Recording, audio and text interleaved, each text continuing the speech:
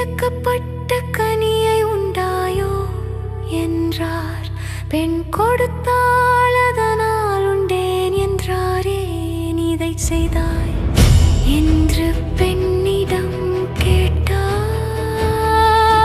பாம்பு என்னை ஏமாற்றியது என்றாள். கடவுள் பாம்பை பார்த்து, நீ சபிக்கப்பட்டாய், வயிற்றினால் ஊர்ந்து மண்ணை தின்பாய். உனக்கும் பெண்ணுக்கும் பகையுண்டாகும், அவர் சந்ததி உன் தலையை நசுக்கும்.